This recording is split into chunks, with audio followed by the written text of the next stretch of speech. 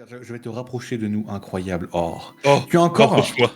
tu as encore une super histoire à Est-ce nous que- raconter. Taco, est-ce que tu veux ma place? Je sens que vous avez beaucoup de nerds à vous faire. Non, mais faut. De nerderie Faut à qu'on se vous retienne, faire. faut qu'on se retienne. Peut-être sur un autre truc un jour, mais on se retient. En Non, stream, mais, voyons. Voyons. je sens que je Peut-être en gêne. stream, par contre. Je sens que je gêne. Je sens qu'il y a une tension sexuelle qui passe entre les deux là. Et je sens que je suis sur le chemin et ça me fait peur. À Il y a une l'aide. tension électrique en 0 et 1, vraiment. Ah là là là là là là là là. Ouais, C'est vous qui tire la chandelle de la troisième roue du carrosse, terrible. À l'aide. Mon Alors. cher Taku, abordons le sujet. Effectivement, parce qu'on a deux sujets à aborder pour cette soirée, cette première de la saison 2 de RadioTuber. On a le ban d'Iron Mouse sur YouTube, alors qui est un sujet qui me paraît plutôt important d'en parler, donc allons-y tout de suite. D'ailleurs, première question, avant toute chose, avant qu'on débute le sujet, qui d'ailleurs le chat vous pouvez en discuter, qu'on en parle tout doucement et qu'on voit un peu vos réponses, parce que ça peut être très intéressant d'avoir aussi votre avis sur la question. Siro et Neon, pour vous, qui est Iron Mouse? Je commence par une question extrêmement générique, pour le coup. Ah là là. Iron Mouse, c'est probablement le VTuber dont j'ai le plus entendu parler, mais le moins regardé.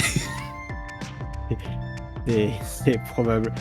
Mais non, je la suis quand même un petit peu, donc j'irai, c'est celle qui a fait...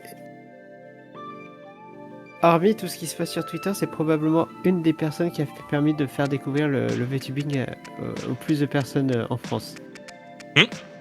Dans le monde, je pense même, on peut se permettre de le dire. Non, là je parlais vraiment au niveau de la France. Dans le monde, je suis pas sûr du tout, mais en France, avec justement QSMP.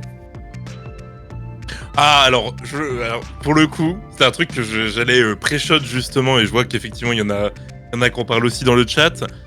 Effectivement, voilà, si vous répondez souris de métal, c'est que vous avez trop vu QSMP avec Étoile ou Antoine Daniel. Effectivement, c'était une des participantes de QSMP qui a agi un rôle plutôt important dans QSMP avec la team francophone aussi. Est-ce que vous avez peut-être d'autres trucs sur Iron Mouse? On peut parler du fait qu'elle a, de sa relation avec pas mal de streamers externes, notamment Sidoc VA, qui est une personne avec qui elle collab pas mal quand même sur le côté. En fait, c'est assez compliqué de la résumer à un seul point, Iron Mouse, quand tu essaies de faire comme ça. Alors, pour le coup, c'est vraiment pas évident. Oui, Siro? Non, j'allais dire, c'est vrai qu'elle est assez diversifiée, que ce soit sur son côté Bishojo, que son côté, son combat contre la maladie, ou même... aussi. C'est passage de musique. Il y a une grosse étape importante dans sa vie, on en reparlera aussi un peu plus tard. Mais effectivement, pour résumer, et effectivement, elle est très très proche de Connor. Donc, c'est une vétérante dans le domaine du VTubing, donc bien sûr vétubeuse américaine, qui a débuté environ de 2017. À l'heure actuelle, si on devrait parler en termes de chiffres, de portée qu'a Iron Mouse, c'est une VTubeuse sur Twitch qui a 2 millions de followers. Vraiment, c'est quelque chose de très très impactant. Elle a vraiment des points très très connus en tant que personne. C'est quelqu'un qui a vraiment un talent pour le chant, de se dire qu'il avait fait des études là-dedans. Tu vois vraiment que y a le parti chant qui est très mis en avant sur son contenu aussi en tant que Iron Mouse. Pareil aussi sa personnalité, c'est quelqu'un qui aime beaucoup rire, qui aime beaucoup proposer du contenu, on va dire entre guillemets, un petit peu déjanté dans le moindre mesure. Et pareil, une attitude souvent très très frontale, mais qu'on apprécie, justement, qui fait vraiment le caractère d'Iron Mouse. Et c'est quelque chose qui est vraiment très très plaisant. Alors originellement, elle est indépendante. Iron Mouse, elle a commencé en indépendant et elle est devenue l'un des membres fondateurs en VShojo. C'était aux alentours de 2020. Vous l'avez peut-être connu aussi, dans le cadre de VShojo. Il y a beaucoup de VTubers aussi qui sont un peu connus là-dedans. Il y a Kayson, Matarakan. C'est ça. Il y en a quelques-unes. Plus récemment, il y a Henya. Michimochi V, Zentreya, j'arriverai pas à en citer plus, par contre j'ai commencé à galérer. Mais Et c'est vrai que du coup, pour répondre à ta question, Siro, effectivement, donc elle a été très impactante sur la scène francophone dans le VTubing. Elle a aussi été très impactante sur la scène anglaise. Elle a fait beaucoup de choses au niveau de la scène et elle fait partie clairement, voilà, des facilement top 5 de créateurs qu'on pourrait citer sur la scène anglaise. Donc c'est vraiment très très impactant au niveau de son contenu. Alors, pour revenir très très rapidement sur le sujet du Bind Iron Mouse sur YouTube, donc voilà, vous avez à peu près un résumé de la créatrice. Effectivement, le 8 septembre, elle avait partagé quelques nouvelles parce que elle a eu sa chaîne où on lui avait fait beaucoup de demandes de violation de droits d'auteur et ça risquait de faire disparaître sa chaîne. Au début, elle comprenait pas pourquoi. Il s'est révélé que c'était beaucoup de personnes qui, entre guillemets, trollaient. Parce que voilà, dans le VTubing, il y a cette notion de cacher son identité, pour certains. Pour le cas d'Iron Mouse, elle préfère effectivement voilà, ne pas révéler son identité.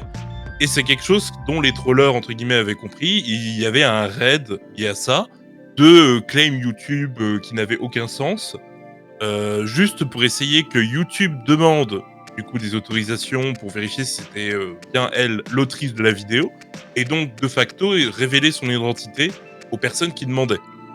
Donc c'est un problème, ouais, c'est un problème qui est vraiment très très problématique parce que c'est déjà arrivé à bon nombre de créateurs. Iron Mouse n'est pas la première. On peut citer Hololive, qui a eu des soucis de docs. Il y a eu Niji Sanji aussi, avec la créatrice de contenu Elara. Et j'avais aussi noté Vindictive, c'est ça. Je me renseigne sur Vindictive, je connais pas du tout. Alors, Vindictive, si je ne me trompe pas, parce que c'est vrai que du coup, je l'avais noté comme personne qui s'était fait... Enfin, ses modérateurs s'étaient fait doxer là-dessus. Mais c'était à peu près le même système, et je crois que c'était si je me trompe pas, une VTubeuse indépendante, pour le cas de Vindictive. Je connais pas comme ça, mais du coup c'est une situation du coup de problème avec avec YouTube, du coup. C'est ça, bah justement quelques questions un peu plus en détail qui pourraient être intéressants.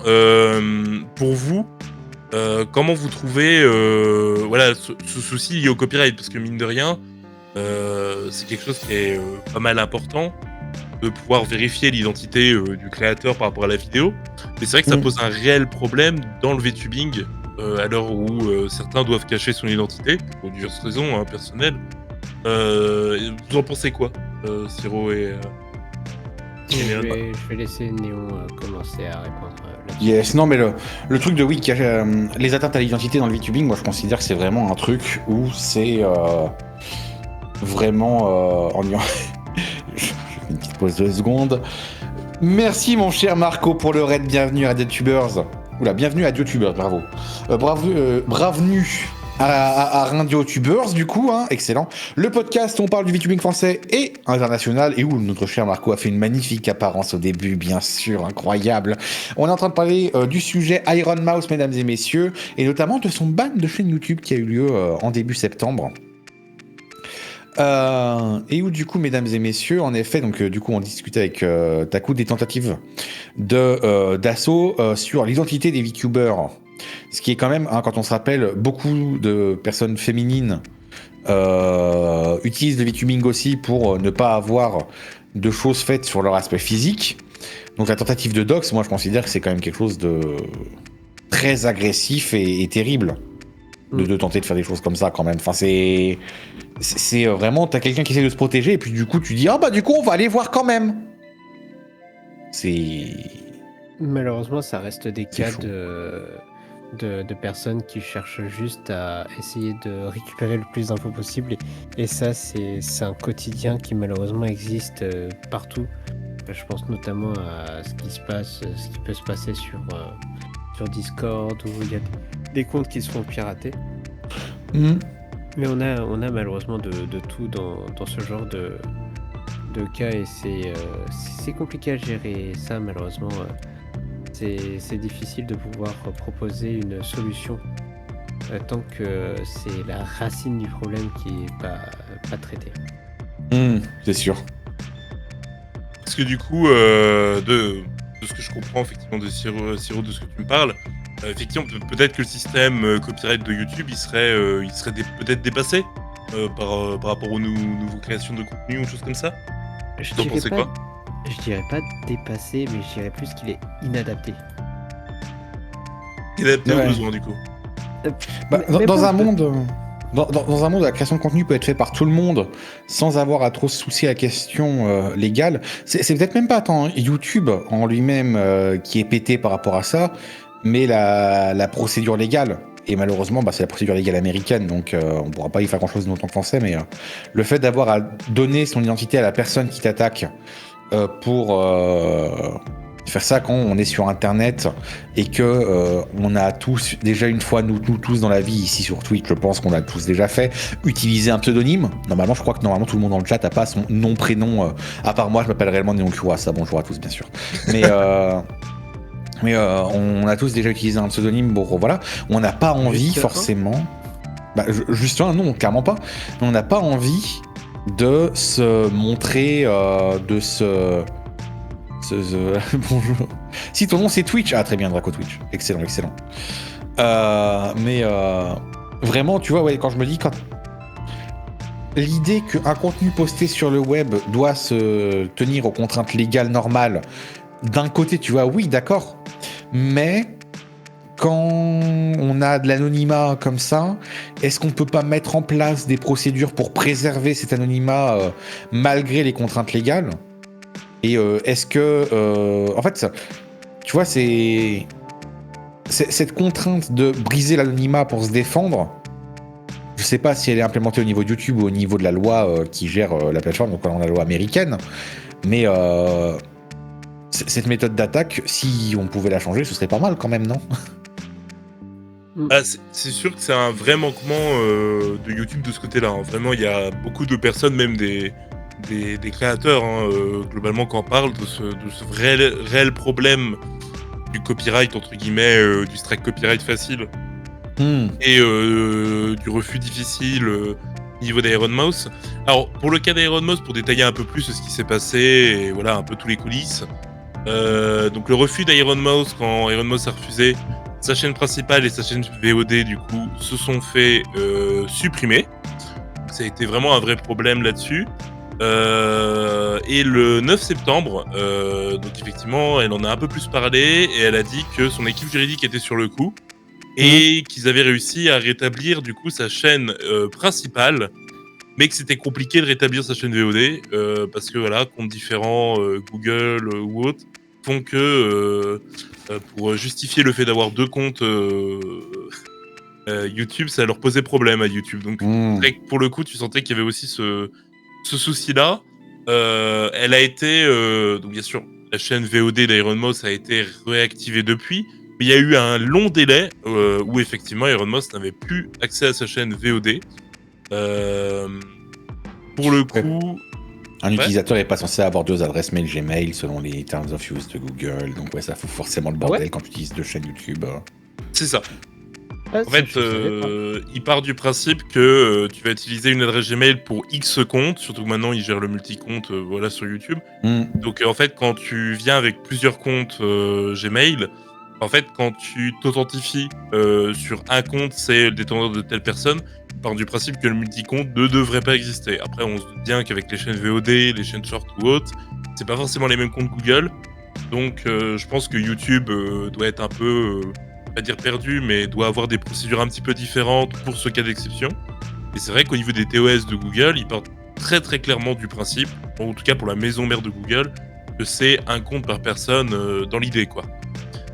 Donc c'est vrai que ça pose plein de questions.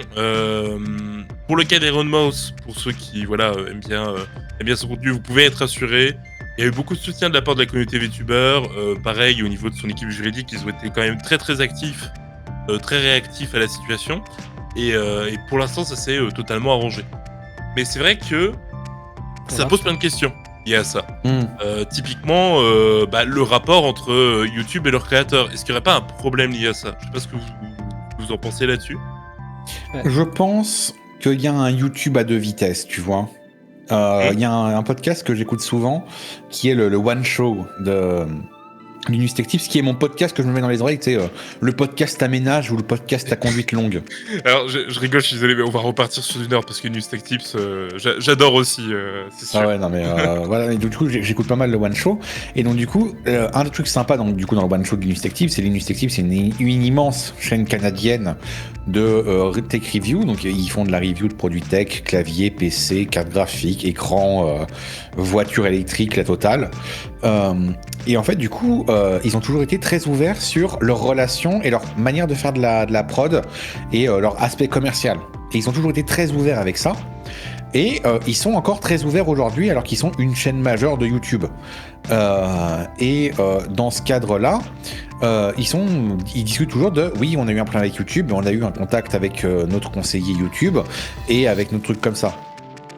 Donc quand t'es un giga créateur, t'as des personnes qui sont attitrées, un peu comme un manager chez HoloLive pour un talent, hein, où YouTube envoie une personne pour toi, pour gérer toi avec 2 autres ou 3 autres gros créateurs, où quand tu commences à être trop gros, tu commences à avoir plusieurs managers qui gèrent ton problème en même temps comme ça.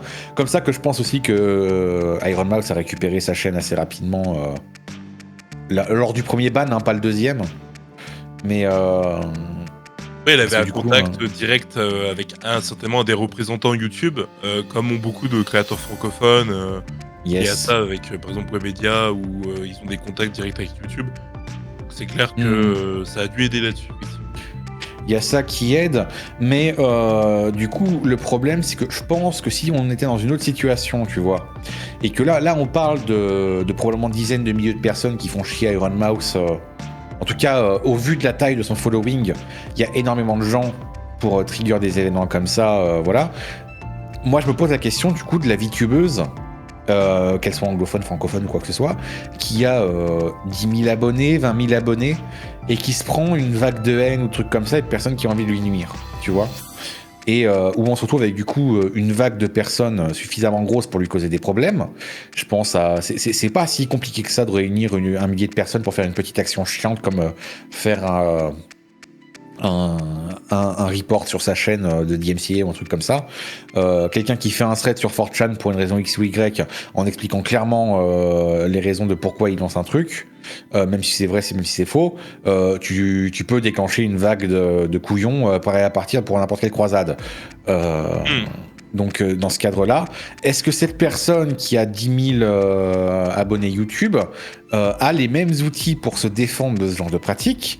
Et lorsqu'elle sera mise face à l'ultimatum que YouTube met au final, montre ta gueule ou perds ta chaîne, est-ce que cette personne-là aura les mêmes outils qu'Iron Mouse pour se battre à la fin? Je suis pas sûr. En fait, on revient avec ce que tu expliquais, le principe de deux vitesses, quoi. Ouais, c'est ça. Ok. Et moi, Vas-y. Pardon, toi, Siro, du coup, t'en penses quoi? J'avoue que c'est plutôt... Je trouve qu'il y a un vrai problème côté YouTube qui n'arrive pas à ce souci-là. C'est vraiment un problème où justement YouTube est vraiment à la ramasse et doit avoir justement des personnes attitrées à des créateurs de contenu pour justement pouvoir régler leurs soucis quand ça arrive. Mais le fait qu'ils ne contrôlent pas qui fait les demandes, ça déjà pour moi je trouve que c'est débile. Oui, ça c'est sûr ça. Puis, pareil, je suis en train de me dire, c'est pour ça que justement, Siro, ça peut être intéressant d'avoir ton avis là-dessus. Et je me pose une vraie question pour le cadre plus d'organismes qui ont des chaînes, typiquement des assos ou autres. Forcément, c'est associé à un président. Donc, typiquement, je peux parler de... j'en profite, de Miyasobi, où effectivement, voilà, Siro, t'es président. Le lendemain, si un jour t'as une chaîne YouTube du même nom, c'est vrai que ça pose des questions de qu'est-ce qui se passe. Je sais pas si t'as des idées ou... Attends, là, je comprends pas trop. Là, ce que tu poses comme problématique, c'est si un jour je monte une chaîne YouTube autre, qui n'est pas relié à l'asso, mais qui s'appelle quand même comme l'asso, c'est ça? Non, le jour où tu as une chaîne YouTube pour ta création de contenu, en plus de l'asso. Le problème, c'est que là, du coup, si un jour, faudra que tu justifies des deux, bah, ça va être compliqué, quoi. Ah, pourtant, c'est déjà le cas pour moi, enfin, en soi. Le cas associatif, c'est compliqué parce que quand tu regardes Niasobi comme ça, je trouve ça... Enfin, l'adresse mail appartient à l'association et c'est l'association qui déclenchera les opérations, en fait. T'as une personne morale différente en charge des deux chaînes. La chaîne de Siro appartient à Siro, la chaîne de Niasobi appartient à Niasobi, qui est certes gérée par Siro, mais elle n'appartient pas à Siro, du coup. Parce qu'il y a un... Oui.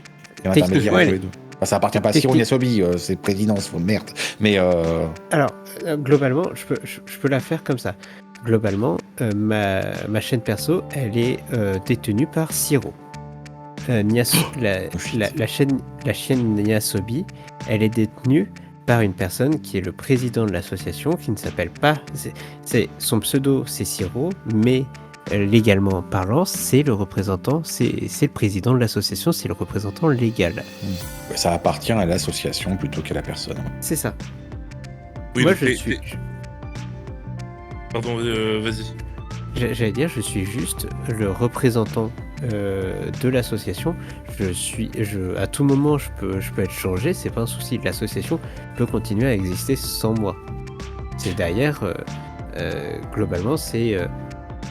Il y a une personne qui est là pour être le représentant, et après, cette personne peut changer.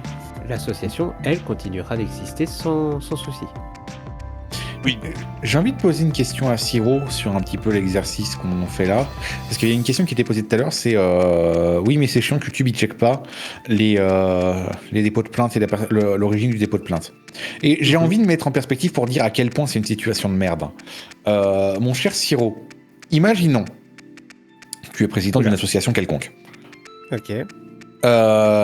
Et soudainement, du jour au lendemain, tu reçois une centaine de dépôts de plainte indépendants contre une des personnes de ton association. C'est-à-dire que selon le processus de dépôt de plainte, c'est pas une plainte groupée par 100 personnes, c'est 100 différents dépôts de plainte. Sauf que ton association est une trop grosse association pour juste ignorer ça, et donc du coup tu dois traiter les 100... tu dois trouver une réponse pour 100 dépôts de plainte comme ça. Qu'est-ce que tu fais? Parce que si t'as 100 dépôts de plainte... Je me fais avocat du diable, qu'on soit bien d'accord. Oui, YouTube doit checker qui fait quoi. Mais je me fais avocat du diable. Est-ce que tu as le temps, toi, dans ta vie associative, dans la gestion de ton association, de checker les origines, les personnalités et les intentions des 100 dépôts de plainte? Alors, globalement, s'il y a un dépôt de plainte, il doit y avoir le nom d'une personne qui est reliée à cette plainte. Normalement... D'accord. La plainte, elle peut pas être déposée. Globalement, là, je vois où tu veux en venir, mais dans la réalité, tu peux pas déposer une plainte sans indiquer qui tu es pour déposer la plainte. Non, quand je parle de déposer une plainte, c'est pas au niveau légal, c'est juste au niveau t'envoyer un warning au niveau de l'association. Mais oui, on peut dire que tu demandes, on peut dire que tu demandes à avoir l'identité de la personne. Oui. Ça change pas trop. Ma question, c'est est-ce que tu vas prendre le temps d'aller checker les présences sur les réseaux sociaux de ces 100 personnes pour connaître leur opinion? Est-ce que tu vas prendre le temps de checker est-ce que tu as déjà j'imagine un système où tu n'as pas mis en amont le système d'alarme qui te dit je sais que ces 100 trucs-là sont une opération organisée. Si tu as... Sans savoir que c'est une opération organisée, le truc c'est que même en tant que représentant légal, je suis quand même obligé de vérifier la véracité de ces accusations. D'accord. Mais du coup, tu ne vas pas les ignorer et tu vas peut-être déclencher une procédure. Maintenant, imaginons que ton association elle fasse la taille de YouTube et que du coup, tu as un membre qui se prend 500 dépôts de plainte ici, un autre qui se prend 1000 là-bas, un autre qui se prend 500 ici, un autre qui se prend 100 là pour un problème. Parce qu'en plus, YouTube, pour les vrais dépôts de plainte, les vrais problèmes, imaginons les vrais rapports de propos pas corrects ou trucs comme ça, les trucs où il y a vraiment un vrai problème qui a été détecté et plein de personnes qui font une action pour essayer de le faire en sorte que quelqu'un, par exemple, qui aurait dit des propos racistes ou des choses comme ça, se fasse attaquer, attaquer le mot est fort, mais se fasse report par des centaines de personnes, algorithmiquement comme ça, c'est indissociable de... Ouais, effectivement. C'est compliqué dans le sens où ça dépend des sécurités que tu as déjà mis en place pour justement savoir qui dépose une plainte. Par exemple, dans le cas de YouTube, je sais pas s'il y a la possibilité à des nouveaux comptes de déposer une plainte ou pas. Ça, par exemple, ça peut être intéressant à regarder. Après, effectivement, pour tout ce qui est claims musicaux, ça, je pourrais, par exemple, faire en sorte d'autoriser que les maisons d'édition, les maisons qui possèdent les droits sur les musiques, de pouvoir faire des claims.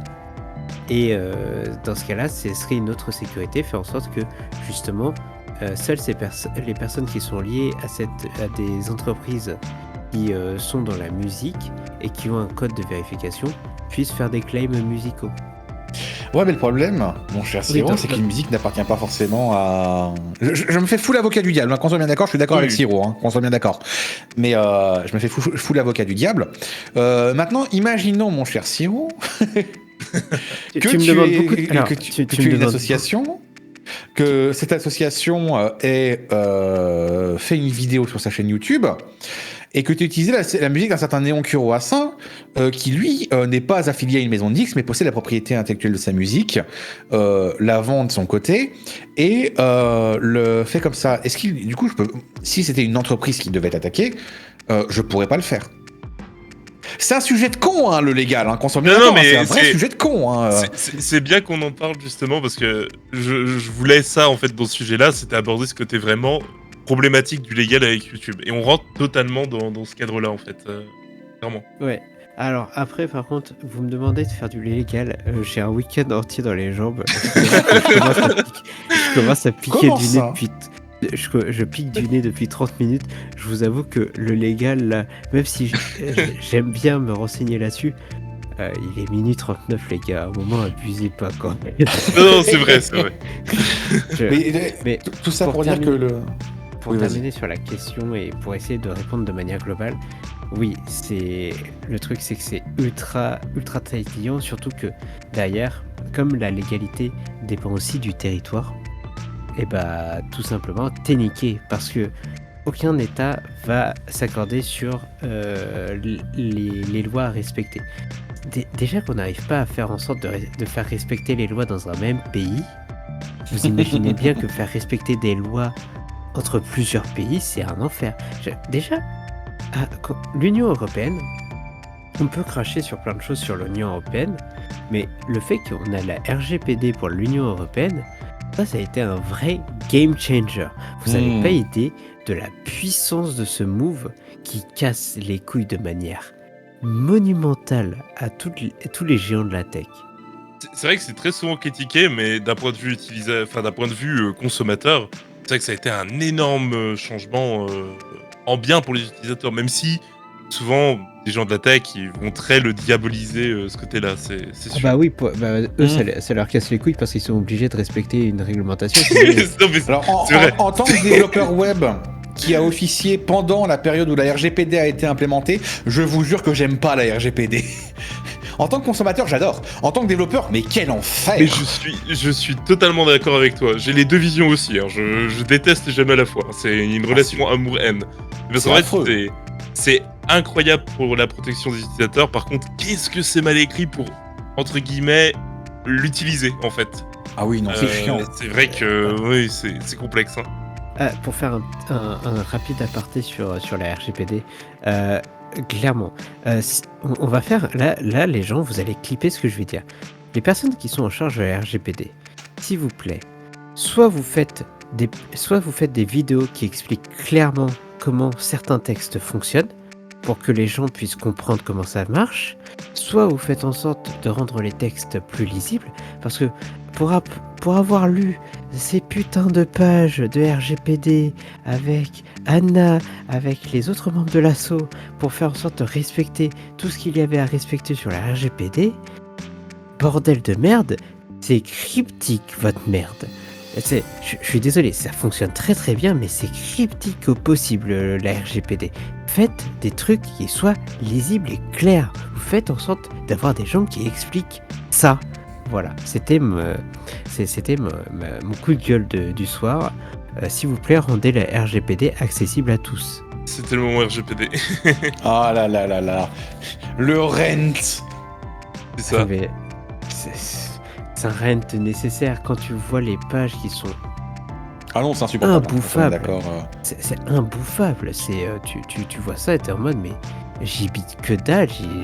Il y a des trucs, c'est cryptique au possible. Ils utilisent 3 mots différents pour définir un même terme. Et t'es là en mode mais j'ai lu 3 lignes, j'ai l'impression d'avoir lu 5 Harry Potter. Et pourtant, Harry Potter, j'ai compris. Là, j'ai lu 3 lignes. J'ai l'impression d'être retourné à la maternelle. Mais c'est vrai que pour clôturer ce sujet-là, là-dessus, c'est vrai que ça a été écrit clairement par des gens qui font tout ce qui est notaire ou autre. Vraiment, il y a eu, je sais même pas s'il y a eu une discussion avec entre guillemets les industriels pour se dire ok, on essaie d'adapter le texte à du réel.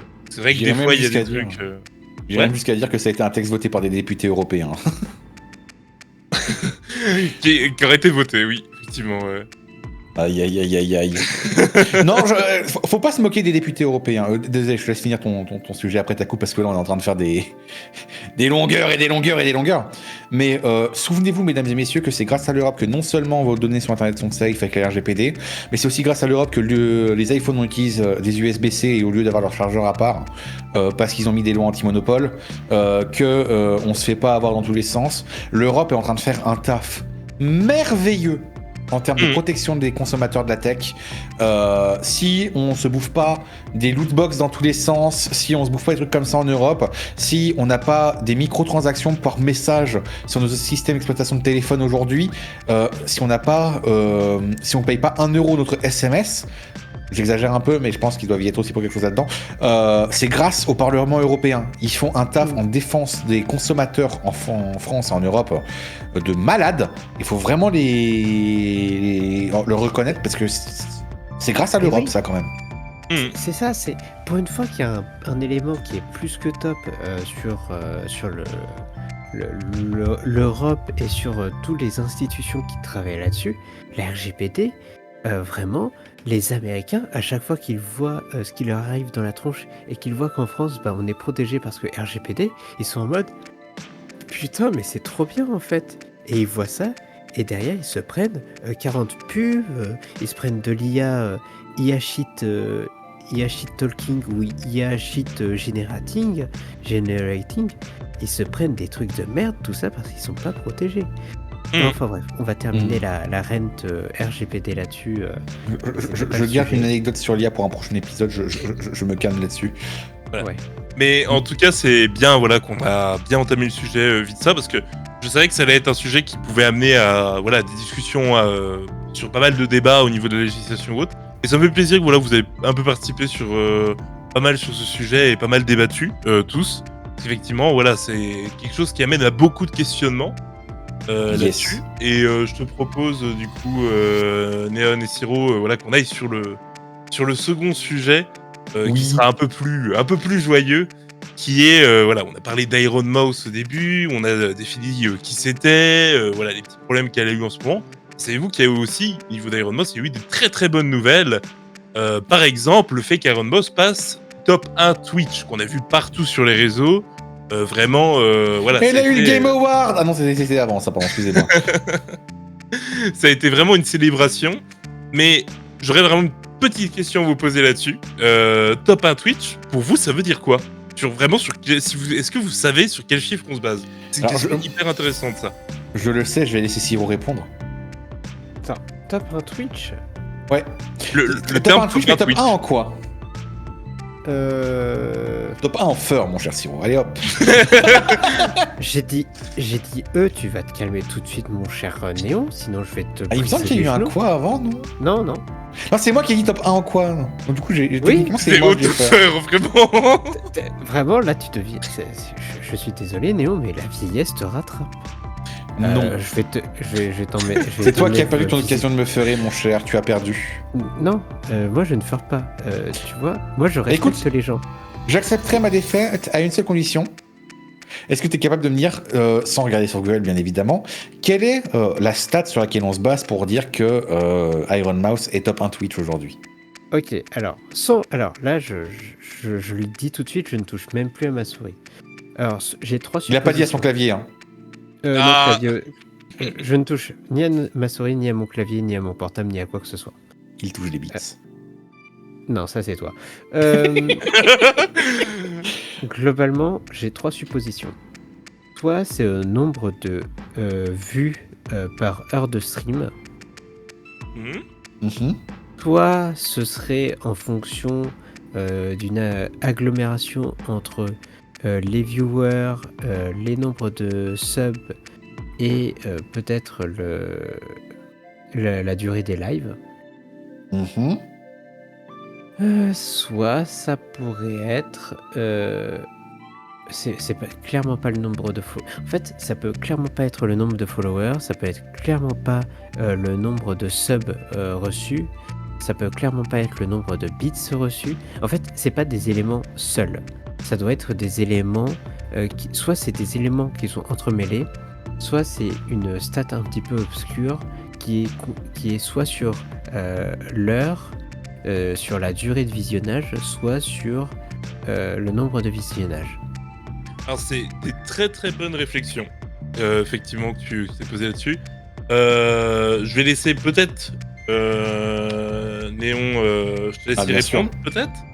Absolument, puisque mon cher Siro, tu t'es foutu le doigt dans l'œil jusqu'au coude, puisqu'en effet, on parle bien du nombre de subs. C'est ça. Où, du coup, Iron Mouse est passé top en termes de subs. Donc, on parle bien d'abonnements payants, pas de follow. Ah, mais moi je pensais que vous parliez d'autre chose. Moi je pensais que vous parliez en top 1 FR. Moi, effectivement. Oui, j'ai Iron vu- Mouse top 1 FR, oui. Non, top 1 Twitch. Ouais. Je suis crevé. Je suis Alors, crevé, Néo. Là, tu commences vraiment à me casser les couilles. Alors, pour le coup, Siro, ta réflexion était totalement bonne, parce qu'en fait, elle a eu le titre de top 1 Twitch. Vraiment, Twitch a décerné, entre guillemets, ce titre à Iron Mouse de top 1 Twitch. Effectivement, ce que sous-entend ces créateurs, en tout cas les plus gros créateurs de pourquoi Iron Mouse est devenu top 1 sur Twitch, c'est vraiment le nombre. Alors, je vais donner un peu plus de détails, effectivement, Néon. C'est le nombre Oui, de vas-y. subs total cumulé à l'instant T, à un moment T du site internet Twitch. Donc en fait, actuellement, si on pourrait parler un peu en termes de stats ou de chiffres, Iron Mouse est actuellement à 196 316 subs. Elle est toujours top 1 au niveau du nombre de subs à l'heure actuelle. Mais elle avait établi, au moment où il y a eu l'annonce et tout, elle a établi un record sur le site internet Twitch de 326 252. Du coup, cumulé simultané. Cumulé à l'instant T. C'est-à-dire qu'à l'instant T, sur sa chaîne, il y avait 326 252 Ouais. personnes qui étaient sub. C'est énorme. Et Pour Attends. mettre en perspective, il me semble que il y a un mois et demi, il y a Kenny Stream qui faisait son subathon. Et il me semble que avant son subathon, il était entre 900 et 1500. C'est-à-dire qu'un top streamer FR, bon, à part les errateurs, trucs comme ça, voilà, un top streamer FR, quelqu'un qui est dans le game depuis très longtemps, quelqu'un qui a participé à tous les events, donc quelqu'un qui est vraiment là, tu vois, très intégré dans le Twitch game, très présent, participe à des compétitions très publiques comme les ILAN, gagne les ILAN, se met en avant de la scène, quelqu'un d'extrêmement présent dans le Twitch FR, quelqu'un de vraiment, voilà, il est littéralement 300 fois plus bas.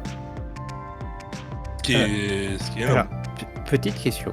Est-ce que Oui. c'est uniquement c'est de manière générale les subs ou c'est les Les subs. subs. Oui, non, mais c'est les subs ou c'est les sub gifts. est-ce que les subgifts sont comptés là-dedans? Je pense, ouais. C'est une vraie question parce que je sais qu'il y a un moment où Twitch faisait la différenciation entre les subgifts et les personnes qui s'abonnaient directement à la chaîne. Alors, pour le coup de top 1 Twitch, effectivement, il compte sub et subgift en plus. Ok. On a une information inverse dans le chat, Patago, qui dit que de souvenir, il ne compte pas. Ah, Ah. pour le coup, j'ai eu le doute aussi, mais pour le cas en tout cas de qui c'est qui passe top 1 Twitch, effectivement, il compte les subgifts aussi. Parce que justement, il y aura une autre petite question que je vais vous poser. Parce qu'évidemment, s'il compte les subgifts, vous devez certainement vous poser pourquoi il y a eu un tel engouement de la communauté. Est-ce que c'est vraiment parce que la communauté est énorme? Est-ce qu'il s'était peut-être passé un truc? Moi, ma question que je vais vous poser, c'est savez-vous pour quel événement Iron Mouse a dépassé ce record? Parce qu'évidemment, elle était en événement. Alors, j'ai le document ouvert sous les yeux, donc je vais laisser mon cher Siro répondre. J'ai pas le document ouvert sous les yeux, mais j'ai suivi un petit peu cette actualité-là. Donc j'ai absolument la réponse et je suis désolé là, Néon, mais je vais pouvoir répondre sans bégayer et sans même regarder des notes comme toi tu le fais. La Iron Mouse a eu autant de subs et autant de dons tout simplement parce qu'elle était en subathon. Ah. Allô? Ah oui, non, t'en fais pas, tout va Oui, bien. c'est bon, très bien. Elle reversait une partie, je crois que c'était la moitié de des dons, des subs qu'elle recevait à la fondation pour tout ce qui était immunodéficiency. J'ai plus le. Oui, c'est ça. Non, c'est ça, tu l'as. C'est ça, donc c'était effectivement, Siro, 50% de la moitié donc, des subs que vous offert. Donc 50% c'était donné en donation à la fondation IDF, qui est une fondation dont elle est très très proche, donc qui est faire un petit rappel rapide sur l'IDF, pour ceux qui ne connaissent pas, parce que c'est très connu, surtout d'un point de vue américain. Donc c'est une organisation à but non lucratif qui est dédiée aux personnes atteintes de maladies immunodéficientes. Donc ils font plein d'actions. Je sais pas si vous avez déjà entendu un peu parler, Siro et Neon, parce que c'est hyper intéressant. Question, est-ce que c'était pour cette association-là aussi qu'il y avait eu lorsque Sidok VA a fait son cyclisme au travers du Japon? Pour le cyclathon, exactement. Bah, d'ailleurs, c'est très drôle parce que justement, j'allais en parler dans les petites anecdotes. Mais effectivement, oui. Parce que, pour résumer, voilà, Iron Mouse et Connor, il faut savoir que les deux sont parrains de l'association. Ils sont sponsors de l'association IDF. Donc, effectivement, Iron Mouse avait un petit peu poussé, je me souviens de certains clips, où Connor dit effectivement que Iron Mouse l'a un petit peu... dit est-ce que tu mettrais IDF pour ton cyclathon? Donc voilà, effectivement, c'est là où il a eu le passage en tant que sponsor de IDF, et d'ailleurs ça avait énormément touché Iron Mouse de la dédication qu'a eu Connor lors de l'événement. Est-ce que vous savez peut-être d'autres petites choses qu'ils font?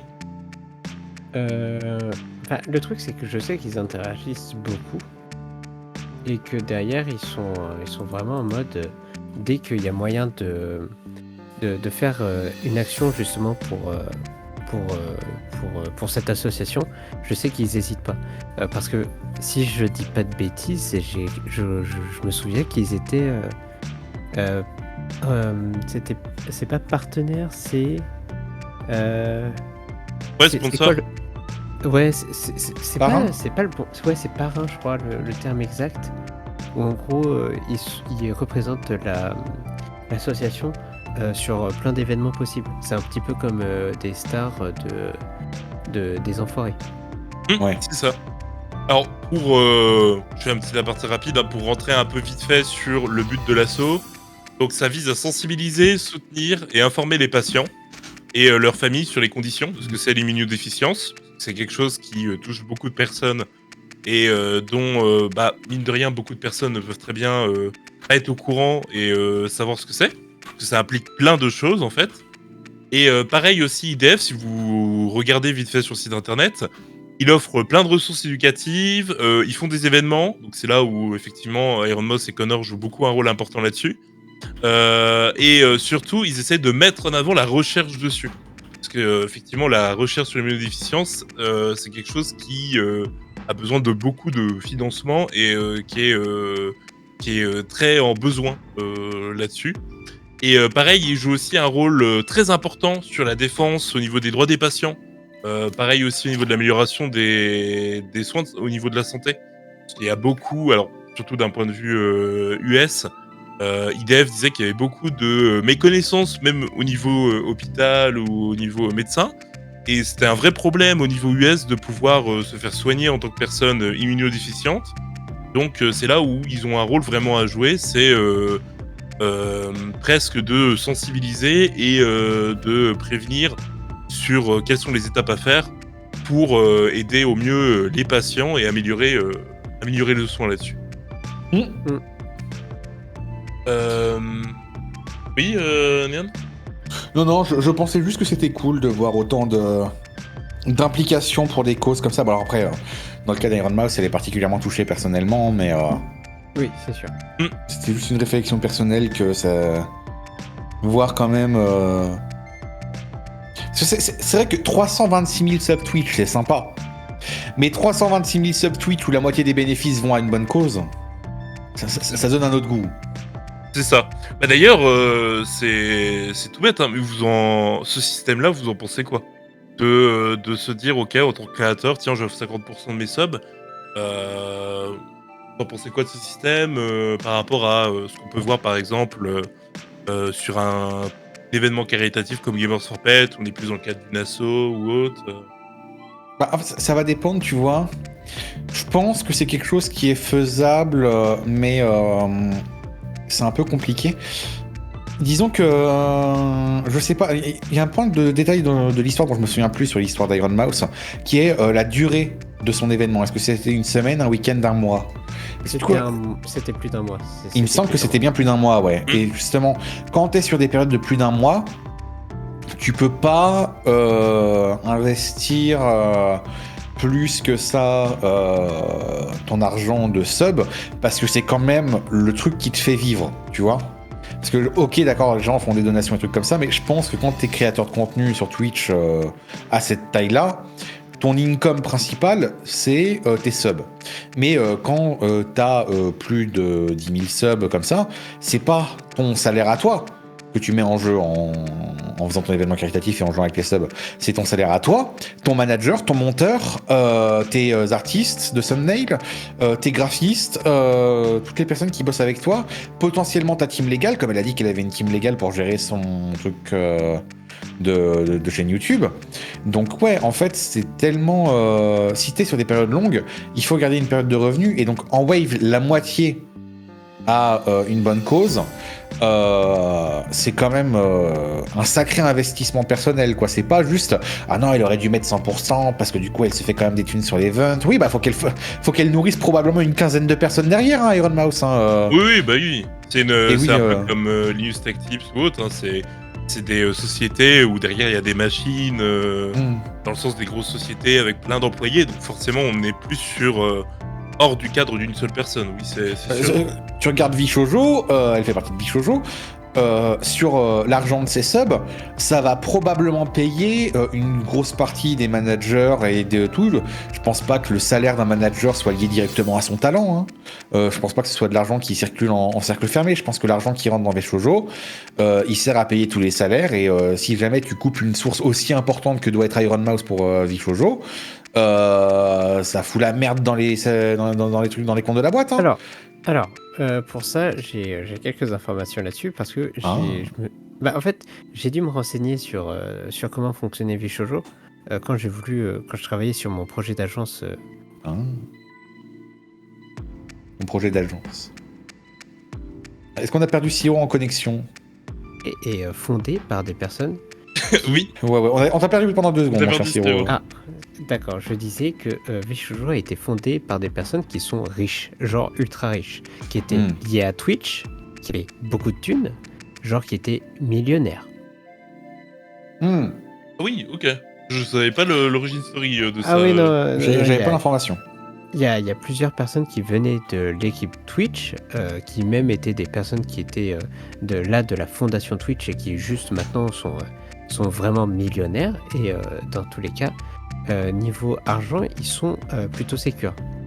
Après, effectivement, ça devrait faire un coup si tu as une personne comme Iron Mouse qui s'arrête de stream pendant un moment. Oui, effectivement, ça fait un coup, mais ça fait plus un coup au niveau marque. Yes. Puis, je vais dire un truc comme ça. Enfin, encore une fois, un avocat du diable, on se rappelle.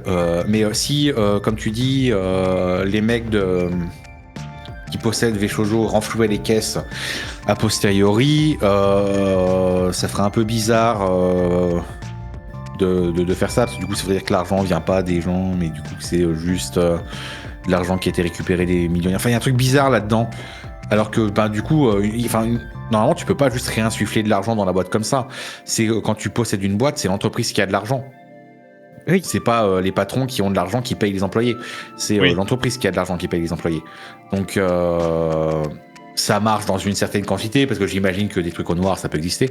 Mais dans l'idée, oui, j'imagine quand même que Iron Mouse qui refuse de gagner de l'argent sur ses subs pendant un mois. On peut s'imaginer, on peut s'amuser à calculer. Hein, c'est quoi, c'est $5 un sub? Oui. Ouais, 5 dollars un sub, ils sont à 70-30 parce que bon, c'est Iron Mouse, faut pas déconner. 70-30, 70% de 5, c'est chiant ça, non? On va dire 3. 3 fois 200 000, 600 000 euros par mois. Ça, 600 000 euros par mois, donc que tu refuses, si tu refuses 100% des subs d'Iron Mouse. Bon, c'est un calcul de cul, hein, on soit d'accord. Mais donc, du coup, 600 000, combien de salaires tu payes? Imaginons les salaires, des bons salaires, tu vois, des salaires à 50 000 dollars. Non, pardon. 50 000 dollars annuels. Et du coup, tu payes, disons, 3 000 dollars ton manager de très bonne qualité. Donc, du coup, tu payes réellement 5 000 dollars avec les taxes et tout ça. Quoi qu'on est aux États-Unis, il doit y avoir un peu moins de taxes qu'en France. Mais tu calcules le truc. Donc, tu es à 5 000 dollars par employé. 600 divisé par 5. Tu te retrouves avec 150 employés. Un truc comme ça que tu payes avec juste le salaire d'emploi de Iron Mouse. C'est énorme comme force de frappe quand tu y penses. Hein. Quand tu mets les chiffres ensemble, ouais, tu te retrouves avec... dans ce cas-là, prendre la moitié de ça pour le donner à une bonne cause, dans ce cas-là, oui. Tu vois, pour en revenir au sujet de est-ce que c'est un bon système de donner la moitié de son argent gagné dans ce cas-là, quand tu es dans une entreprise comme ça, oui. Après, si tu t'appelles Zerator et tu fais exactement le même concept, sauf qu'au lieu de, à la fin, réduire de moitié, tu doubles. Parce que c'est ça qu'il fait pour ces événements Ascension, hein, Zerator. Hein, c'est, il wave ses thunes pendant un mois, et puis après, il le double. Ah oui, ok. Je savais pas le système de Zerator. Tu m'apprends un truc. Enfin, il me semble qu'il le double. Mais en tout cas, il y a un truc où il ajoute à la fin, ou je sais pas exactement. Faudrait que je vérifie. Il me semble qu'il le double à la fin. N'hésitez pas à me corriger dans les commentaires ou dans le chat si je suis faux là-dessus, hein, bien sûr. Mais Zerator, pour l'ascension, il wave un mois de sub. Donc, il prend un mois de sub et il le met dans la cagnotte de l'événement. C'est-à-dire que c'est même pas qu'il utilise cet argent pour organiser l'événement, c'est juste la cagnotte pour le vainqueur. Donc c'est après oui forcément ça travaille fort avec les sponsors à côté pour remplir les trous, j'imagine, dans un événement comme ça, parce qu'on n'est pas sur du caritatif, on est sur de l'événement tournoi, donc il y a moyen que en mettant un gros cash prize t'arrives à faire marcher le truc, à rééquilibrer d'une manière ou d'une autre. Puis le fait d'avoir un gros cash prize, ça génère la hype aussi. Hein. Mais après, il y a aussi sûrement l'event qui a poussé à avoir cette quantité de subs. Si sur cette période, elle a gagné 2 fois plus de subs, il y a autant d'argent qui rentre dans la caisse. C'est vrai. Alors, on n'est pas sur 2 fois, on est plus sur 1,5 fois réellement quand on regarde les nombres. Hein. Parce qu'on passe de 200 000 à 320 000. Donc on est plus sur un 1,5, 1,6 fois, quoi. Donc, est-ce que ça pourrait pas être un smart move en soi de se dire tiens, je donne tant de pourcentage mes subs à une œuvre de charité, et dans tous les cas, en fait, l'engouement fait que je vais peut-être peut-être un peu m'y retrouver, même si j'aurais une perte, hein, forcément. Ah bah, on le disait ensemble que là, elle est à 196 000, elle est top Twitch FR. Elle a établi le record, mais elle est redescendue en restant top 1 quand même. Donc oui, ça marche, hein, clairement, parce qu'elle n'était pas top 1 avant, elle est devenue top 1 après. Donc il y a un système comme ça où forcément, oui, ça marche. Après, c'est quand même un gamble, hein, parce que tu peux décider de faire ça et puis ça marche pas. C'est sûr. C'est sûr. T'en penses quoi, Siro, de ton côté J'en pense que je suis à moitié en train de dormir sur place, je suis désolé. Je suis désolé, j'ai essayé d'être actif, mais là, il est 1h du mat, là j'attends. C'est vrai que l'épisode de 4 heures pour commencer la saison, mesdames et messieurs, on annonce une bonne couleur, j'aime bien, incroyable. Ouais, c'est une bonne couleur, mais j'avoue que je douille un petit peu.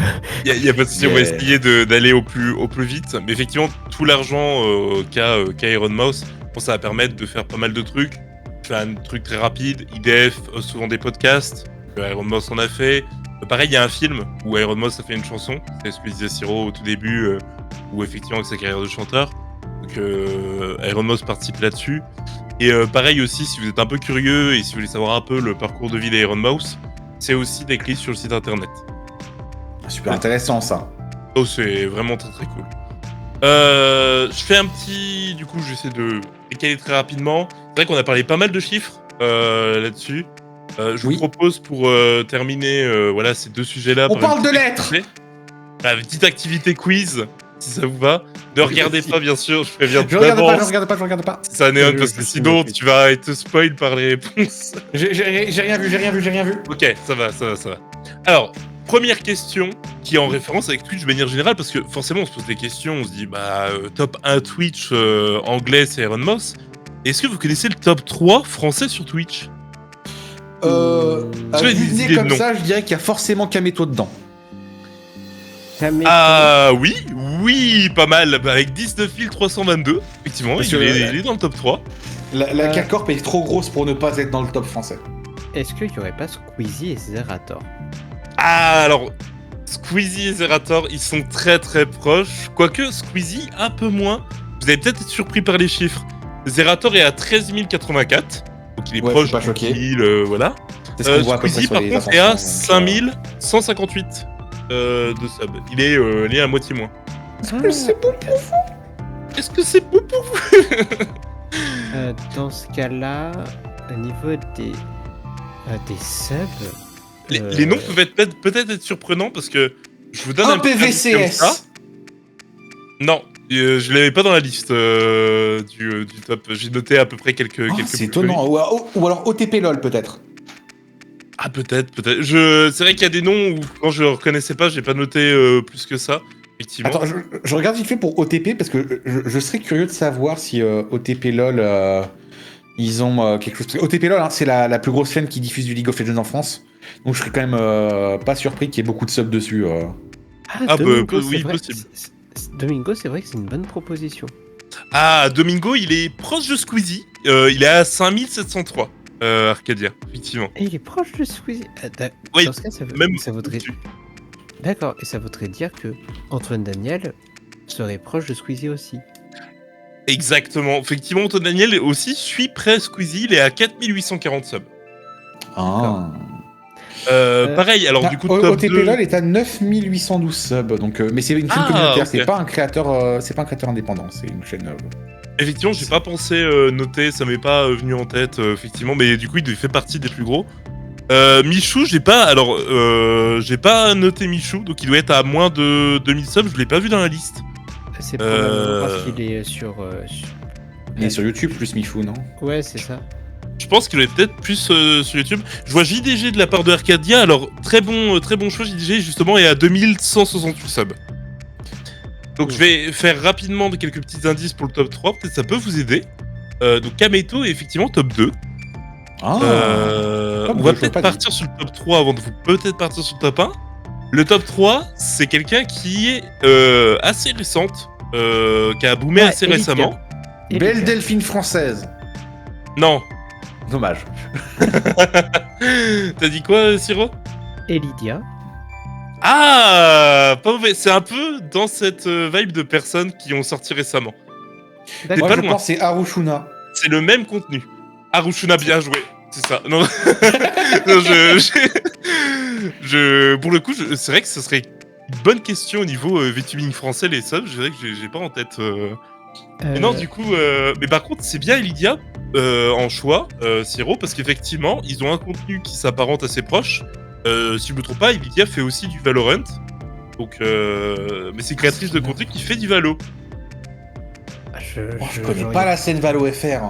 Elle a eu une interaction avec la communauté VTuber FR sur Twitter récemment. Bon, pas sur un truc bien, mais... celle qui caste, c'est pas MH?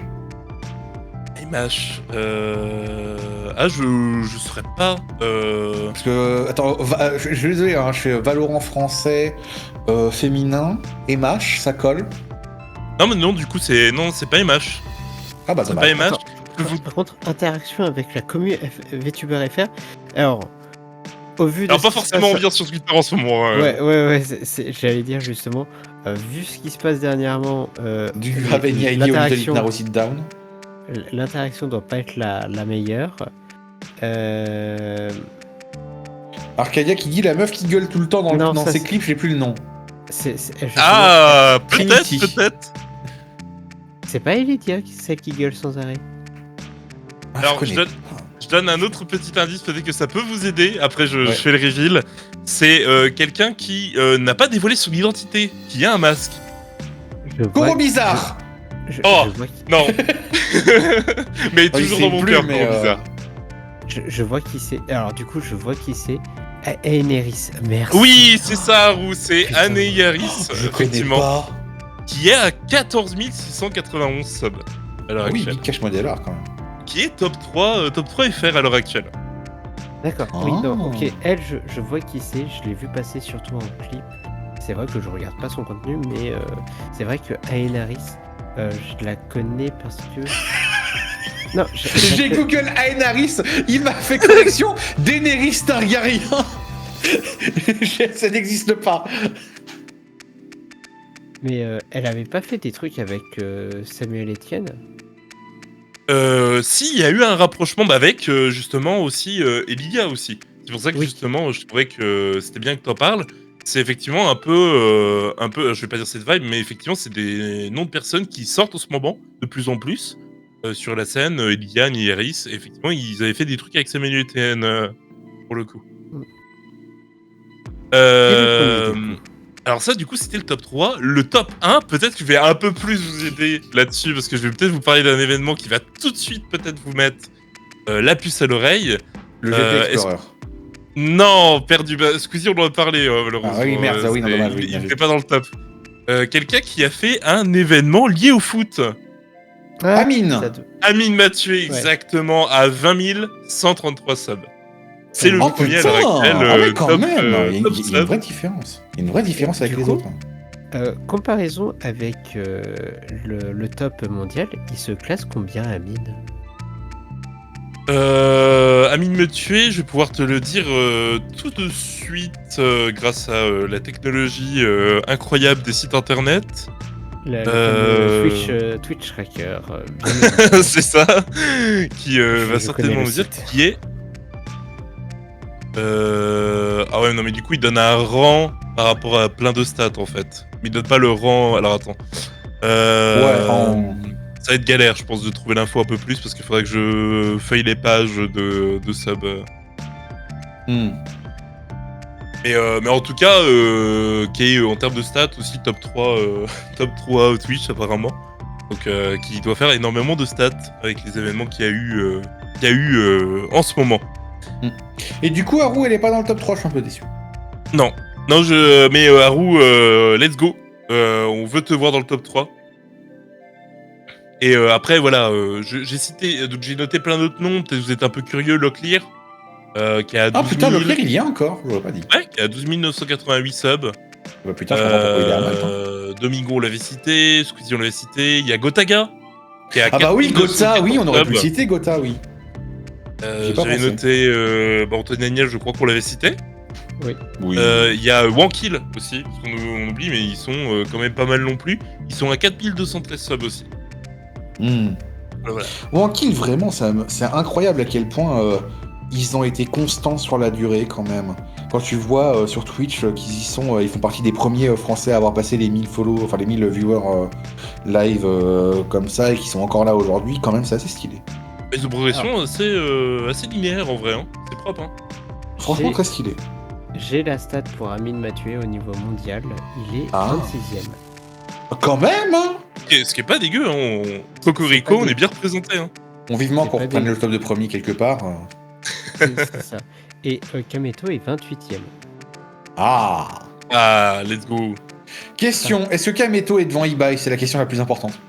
Ah, Alors, Le débat. Je suis désolé de te dire, mais Ibai est 12ème. Ok, mesdames et messieurs, est-ce qu'on peut faire un sub négatif à quelqu'un? Nous avons une mission. Je pense pas. alors, Je- en vrai, c'est bien qu'on parle du positionnement des chaînes, parce qu'on va pouvoir enchaîner directement sur la seconde question. Parce qu'effectivement, on a parlé des subs, bon, c'est quelque chose qui est intéressant à moindre mesure. Je pense ce qui vous intéresse peut-être le plus, c'est quelle a été la chaîne la plus regardée sur Twitch. Alors, j'ai 4 propositions. On verra après. Et après, je vous parlerai... Est-ce que je peux tenter un cash juste avant que tu fasses le carré? Alors, effectivement, je te laisse le cash et on va voir. Vas-y. C'est pas genre les Worlds de LoL 2022 ou 23 ou un truc comme ça? Dommage parce que je l'ai vu dans la liste, j'ai pas noté sur ma fiche, Ah, merde. mais effectivement j'avais vu qu'ils avaient fait un très beau chiffre, effectivement en termes de regarder. Est-ce que tu veux tenter un cash Firo? Sur un event, c'est ça? La chaîne la plus regardée sur Twitch. Quelle a été la chaîne la plus regardée sur Twitch? En vrai, j'aurais tenté un Amine Mathieu. Avec les events. En fait, Pas mal, mais malheureusement c'est pas le cas, il fait pas partie du top 3. D'accord. Alors, on va tenter un carré. Vas-y. Dans le carré, il y a Ibai, Renos, Ouais. Oh non, oh ça va Il être- y a- Oh non. PlayStation, il y a Squeezie, est-ce que c'est bon pour vous? Et il y a Fortnite. Ok, je partirai sur eBay. Ouais, je sais qu'il a eu des dingueries, Ibai. Je sais plus pour quel event c'est. Squeezie, c'est le GP Explorer, et il me semble que c'est pas le plus gros. Ça a été le plus gros, mais ça s'est fait dépasser, Squeezie. Oui. Mais, alors, Matago qui sait pas qui est Ibai. Ibai, c'est un streamer hispanique. Il me semble qu'il est espagnol, mais j'ai un doute Oui, s'il est espagnol ou oui, sud-américain. C'est ça. Donc il est espagnol et en fait du coup c'est un peu le rival de Kameto, on va le dire comme ça, dans le sens où il a aussi du coup une équipe e-sport dans plusieurs jeux, voilà, qui est Koi, son équipe e-sport, et qui a du coup une rivalité avec la Carmine Corp, mais du coup c'est vraiment un streamer hispanique qui a un très très gros following, parce que non seulement il a le following hispanique, mais aussi un following sud-américain. Donc du C'est coup en fait c'est un très très gros streamer en langue hispanique, quoi, tu vois, hispanophone. Et pareil, Ibai est connu aussi pour son caractère un petit peu trempé. Non, du tout. De manière très trempée. Non, voilà. Donc, on parle quand même. Il y a des fois quelques petits moments virulents, mais voilà, ça fait partie de son contenu en tant que créateur hispanique. Alors, les clips de la Pixel War avec Kameto qui va trash talk les hispaniques avec Ibai dans le vocal. Hein. Oh, c'est dans mes veines. Hein. C'est dans mes veines, mon président, hein, bien sûr. C'est du miel, vraiment. Oh, oui. Alors, du mais- coup, vous confirmez, vous deux, Ibai? Alors, Ça me fait chier de l'admettre, mais il me semble que c'est lui, ouais. après, moi, ça me fait moins chier de l'admettre dans le sens où récemment, il s'est un peu calmé et ça a commencé à, ça a recommencé à se taunt gentiment avec la K-Corp. Là où Yes. ça s'est mal passé avec d'autres streamers espagnols, il faudra qu'on en parle justement de ça dans un prochain épisode de Radio Supers. Oh, putain. Le fameux match France-Espagne des streamers. Oh non, C'est mais le retour. ça se passe tout le temps mal, les France-Espagne. Hein. L'aller s'est bien passé, bon, même s'ils étaient pas contents les Espagnols, mais par contre le retour a été une catastrophe. Mais il y a un nombre d'histoires de matchs France-Espagne en sport ou en e-sport qui se finissent mal. Je repense au game de Minecraft Bingo avec iPierre qui faisait Team France avec la team d'iPierre, les Patrick, des trucs comme ça, contre les Espagnols. Et où à la fin, les Espagnols rageaient sur du Minecraft Bingo parce qu'ils accusaient les Français d'avoir triché parce que les Français avaient utilisé tous les outils qu'ils avaient à leur portée, qui n'étaient pas interdits par les règles, et qu'ils étaient en mode non, ils ont triché, tout ça. Il y a toujours du bordel entre les Français et les Espagnols dans les sports. C'est vrai que c'est toujours électrique, hein. C'est un truc que je m'étais fait la remarque. Ça va devenir un derby à force où ça se met sur la gueule à la fin tout le temps, quoi. C'est vraiment un truc, quoi. Mais ouais, Alors. du coup, pour valider les réponses, Squeezie c'est clairement pas possible parce que derrière ça reste malheureusement un streamer français qui ne peut streamer qu'en français, et même s'il avait fait non, même s'il avait fait le GP Explorer, malheureusement ça reste un record, mais au niveau français, pas au niveau mondial. Il me semble que ça a été un record mondial au moment où c'est arrivé le GP Explorer. Ouais, mais c'est pas resté très longtemps. C'est ce que je voulais dire. Il me semble que c'est resté genre 1 an ou un truc comme ça, mais après ça passait par Non, c'est resté beaucoup. Pour le premier, oui, il y a un moment où c'est resté, puis après, bon, ça y était plus. Là, effectivement, si je peux un peu spoiler pour Squeezie, effectivement, c'est le GP Explorer 2 qui a bien marqué aussi. En fait, le GP Explorer 1 s'est fait dépasser justement par le match d'Amine. C'est ça. Le match make sense. Make sense. Vous êtes en train de nerder depuis tout à l'heure sur diverses choses, mais je vous rappelle que... c'est Zizou. Moi, je suis le nerd des stats. J'aime les stats. Je bouffe des stats. J'ai dû me bouffer tellement de stats. Et vous savez où est-ce qu'il va skier l'hiver? Il va à stats. Cette section, elle est là pour toi. Tu vas pouvoir avoir un max de stats. Mais ouais, si eBay c'est une communauté hispanique, hispanophone tout du moins. Ouais, hispanophone, il a dû taper dans les, sachant que Squeezie c'était plus de 1 million et quelques, donc c'était 1 million. C'était pas 1,5 million le GP Explorer 2? Si, c'était 1,5 million. eBay, il doit être aux alentours de, je dirais 5 ou 6. Oh, ça fait beaucoup. Ça, en vrai, pas tellement. Il y en a beaucoup qui parlent espagnol, surtout aux États-Unis aussi. En fait, je pense qu'un stream au-dessus de 5 millions, j'en aurais entendu parler quand même. Vas-y. Tu peux être étonné. Vous confirmez du coup? Je confirme eBay, mais je pense que c'est genre 3 millions. Ok. Alors, du coup, effectivement, la chaîne la plus regardée sur Twitch, c'était en fait Squeezie. Non, c'est eBay, du coup. Oh non, Désolé pour le faux espoir, mais effectivement, c'est eBay avec son event de boxe qui s'est déroulé le 13 juillet 2024, la Velada del Año 4. C'était le 4e événement de boxe de eBay, c'est ça. Alors, en termes de stats, je vais pouvoir vous donner direct tout de suite. Donc, la Velada del Año 4 s'est déroulée à 3 846 256 viewers. J'étais pas loin en vrai. C'était pas loin. En vrai, j'étais pas loin. En vrai, il fallait couper la poire en deux. Voilà. Ouais, c'est ça. eBay est le top 1. On a cité Squeezie. Squeezie est top 3. Voilà, si vous êtes curieux là-dessus. Il a atteint du GP Explorer 2. Attends. Et est-ce que le top 2, ce serait pas Fortnite, justement, avec un event We like Fortnite. Live? Non, c'était un piège. Merde. Dans les 4, j'ai pas mis le top 2 parce que c'était un piège. Bravo. J'aime, c'est beau ça. Mais effectivement, du coup, le top 3, on est à 1 340 960 viewers. Donc c'était vraiment pas loin du 1,5 million. Et ça s'est passé le 9 septembre 2023. Ok. Ça fait déjà un an, il n'y en a pas eu cette année, je viens de tilter ça. Oui, c'est vrai. T'as raison. Parce que je pensais que c'était pas si loin que ça, mais... Yes, c'est vrai, ça fait un bail en vrai qu'il n'y a pas eu de GP Explorer, incroyable. Et du coup, la vraie question, maintenant que je vous ai spoilé qu'effectivement je vous ai caché le top 2, est-ce que vous connaissez peut-être potentiellement qui serait le top 2? C'est un créateur espagnol. Attends. Un créateur espagnol. Bah, encore eBay. Non. Il peut pas être top 1 et top 2 en même temps. Aïe. Je coupe 2 secondes, mesdames et messieurs.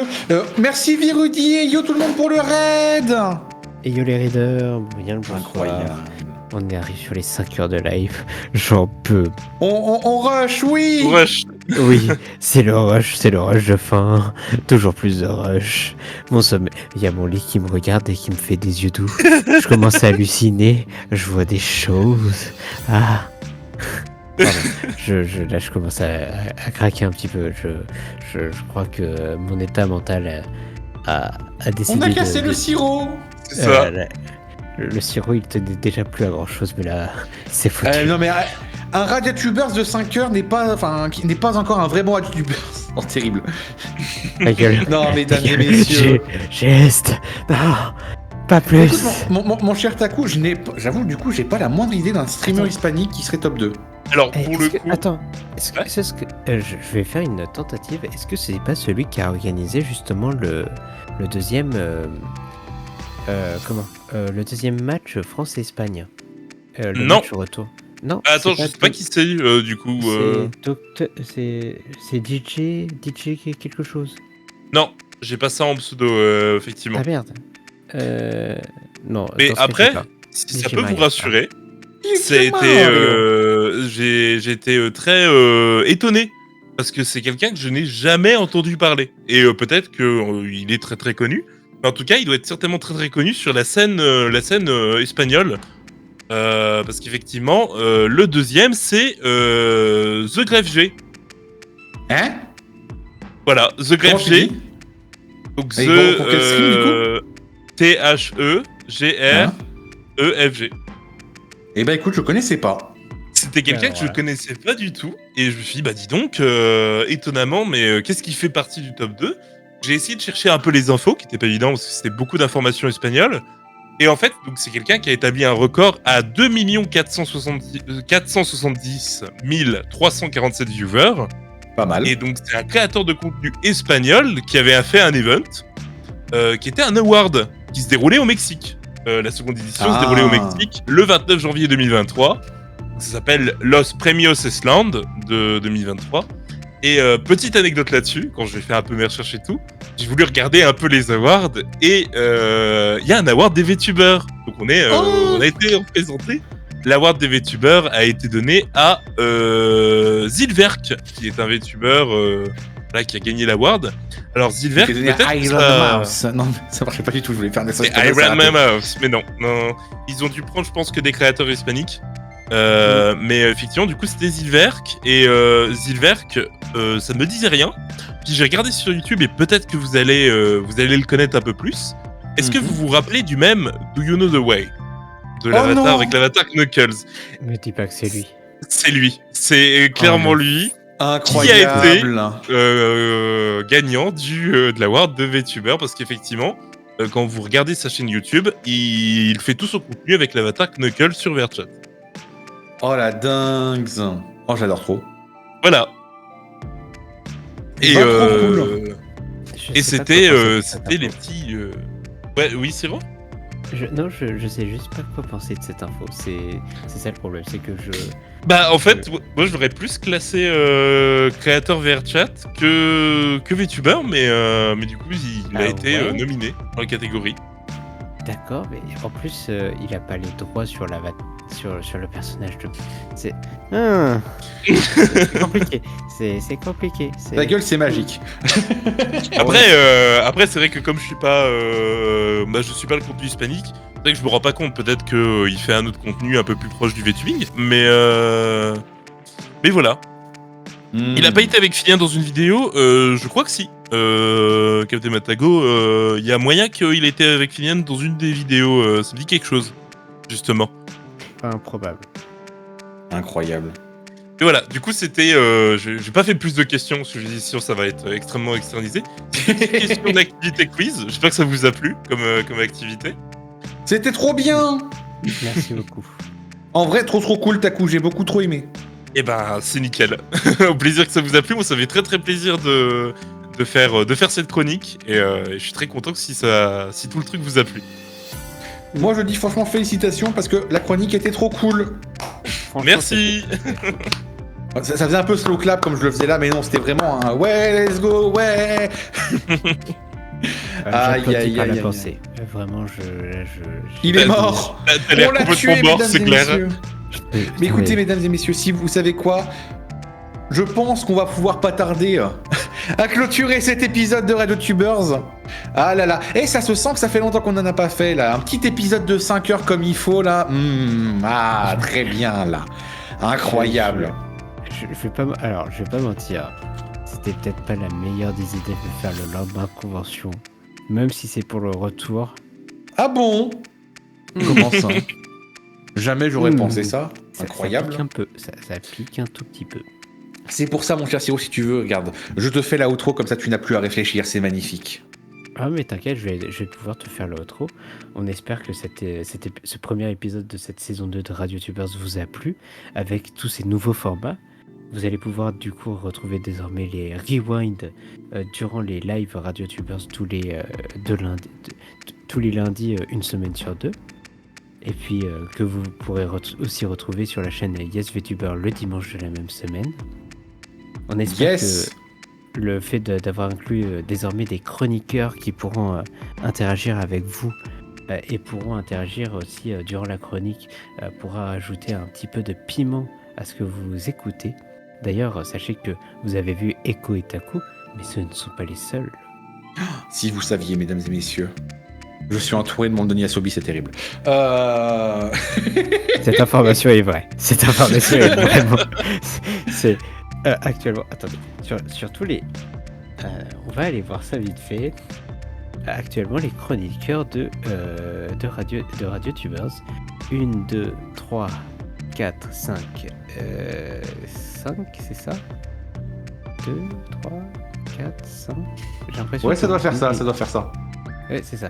Sur les 5, il y en a 4 qui sont de chez Yasobi. Voilà. Aïe. Le calcul est très simple. Incroyable. Bon, en tout cas, on espère que ça vous aura plu. Techniquement, on se retrouve dans 2 semaines pour le prochain épisode, l'épisode 2 de la saison. Est-ce qu'on retrouvera les mêmes chroniqueurs ou pas? On verra. Peut-être qu'on aura les nouveaux, on verra. Je suis hype. Et d'ici là, ce sera un plaisir de vous fournir l'épisode. On va le couper en petits morceaux. On va vous le cuisiner pour vous le mettre sur YouTube et sur Spotify au fur et à mesure de la semaine. Tenez-vous au jus, vous allez voir, ça va arriver. Et d'ici là, il nous reste la dernière chose à la fin du stream, mon cher Siro, mon cher Taku. Déjà, vous remercier encore une fois d'avoir été là ce soir. Et remercier Eko aussi. Et c'est incroyable. Aussi, mon cher Taku, je t'ai fait ton petit SO, mais si t'as envie de dire un petit truc qu'on peut te retrouver, bien sûr. Bah écoutez, vous pouvez me retrouver sur mes différents réseaux YouTube où je fais beaucoup de contenu. J'essaie de beaucoup faire de contenu short parce qu'effectivement avec Yasobi et l'événement du week-end, j'ai pas eu le temps de trop me plonger dedans, mais ça va revenir. Vous inquiétez pas là-dessus. Et pareil, tous les mercredis, samedis, voilà, sur ma chaîne Twitch, je fais du Smash, une fois sur 2 le mercredi, tantôt un autre jeu un petit peu fun. Et le samedi, l'éternel tournoi du Mario Kart. Où on se scelle mutuellement entre potes. Incroyable, parfait. Une dingue, mesdames et messieurs. Mais écoutez, je vous propose qu'on choisisse ensemble qui sera la victime du RadioTubers à la fin du stream, mesdames et messieurs. Alors je te propose soit Aika, soit Xen, soit Gemini Prune. Quelqu'un qui est passé dans notre chat. Parce que Gemini, je l'ai vu passer. Ouais. J'avais vu aussi le chat où il y a Lulune chez elle, nos amis du Québec qui du coup vont streamer toute la nuit. J'avais pensé à ça aussi, mais Gemini, j'ai bien envie. Est-ce que j'arrive à trouver son stream? Tu recherches. Tu veux l'information peut-être? Je vais trouver. T'as trouvé, c'est parfait. Ça. J'ai tout trouvé, mon cher Siro. On va vous envoyer là-bas. Nous, on va vous faire des bisous. D'ici, on rappelle le message de raid quand on fait RadioTubers, c'est le RadioTubers. Oui, c'est très rigolo, on sait. Je sais plus taper. Radio Buters, non, raté. Attends, même moi qui suis crevé a réussi à le taper. À un moment, Néo, il va falloir qu'on discute après. Absolument. Mais en tout cas, mesdames et messieurs, c'était un plaisir de faire cet épisode de RadioTubers avec vous. On se retrouve lundi dans 2 semaines, donc lundi 21, lundi 28. C'est trop compliqué les maths, on abandonne. Lundi 4. Lundi 4 novembre, mesdames et messieurs, pour le prochain épisode. Je vous fais des hiboux, je vous envoie en raid, et puis À la prochaine. Ciao. Ciao. Bye bye.